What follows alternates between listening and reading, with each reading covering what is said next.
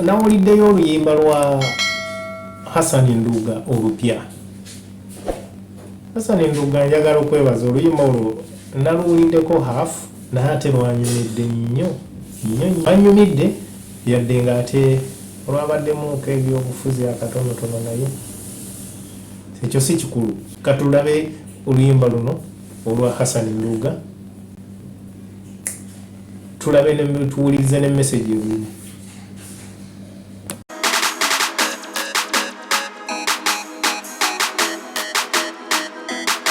Ebbaluwa zendeese nzijje makulu nosaba omudiri w'ensimbi ng'omulabe mulitunula mutyamu abali mu ntebe ng'embeera ekyusa omubanda yali ku nkata manyiti yenyimbye mwandijja ne munoonye wange naye mulino nanduka ne musanga ng'abamweya nejjo baali wange.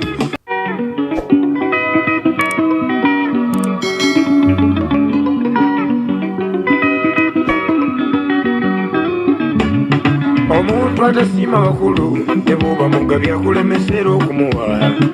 Omuntu atasiima bakulu ne bw'oba mugabye akulemesera okumuwa. Wamma mukama azeesiimye olw'omukka gw'enzisala ekyokulya era nkifuna. Wadde eriyo ebikyagaanye obulamu bwe bugagga olimpa mukama naye ndi confused simanyi kyakola. Mutuufu n'omukyamu bw'omunoonya akubula nze byantabudde simanyi kyakola. Mutuufu n'omukyamu bw'omunoonya akubula buli omu osanga agamba yenze mutume ane mutuufu gwe wasindikayi mukama.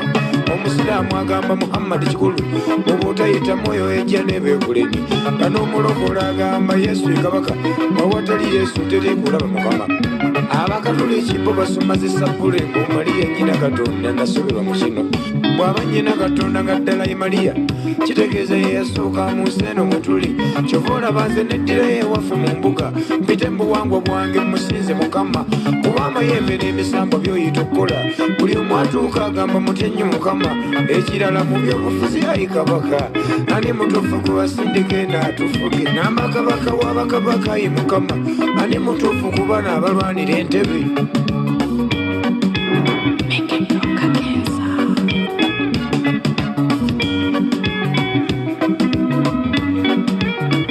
Kabaka tuli ku bwerinda embeera ya nnaku mukama siima oyogereko gye tuli ku bwerinda embeera ya nnaku ani mutuufu gwe wasindike n'atufuge. Ono ali mu ntebe agamba nti nno muntu wo omukisa gujjawo gwe omukwasa effumu nga n'omubanda w'emagera agamba muntu wo bwera amutuulako eyo ne muteesa mukama nga n'omubanda w'emagera agamba muntu wo bwera amutuulako eyo ne muteesa mukama. Naye ye tukirabanga yandibanga mutume alina n'ensembe gy'atusuubiza otuwa bwe banga gyeri nga yaggwa mukama mugirewo emisanvu naye atuule mu ntebe. Bwe banga gyeri nga yaggwa okukolwa mugirewo emisanvu naye atuule mu ntebe. N'ono alemeddemu waba alina kiyakuwa kimuddiza atuwummule mutuka oyo obulumi.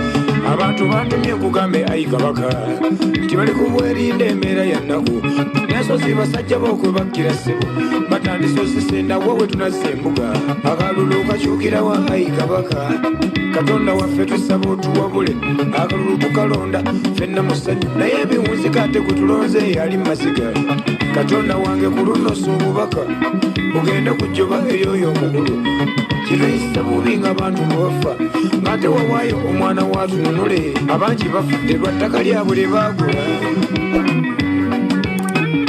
Ayi kabaka Katonda mmanyi wandibabbize tuma omu ku bakatikkiro bajje ku gye tuli bw'otuma akabaka bulamu obubaka butuwa obubaka budyeri naye oyo mukulu naye tuma abamweya naye mwangu okufuna kuba naye jjo baalituulako eri oyo omukulu.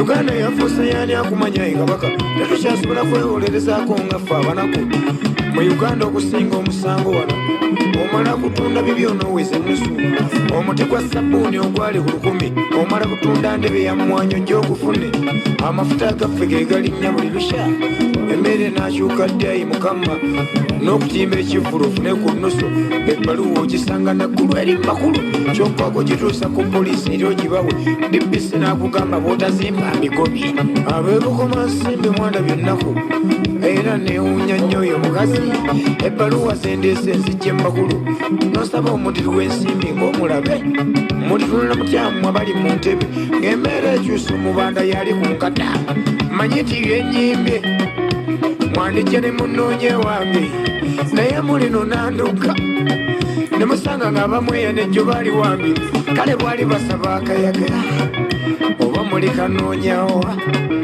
n'endeku eri kwanywera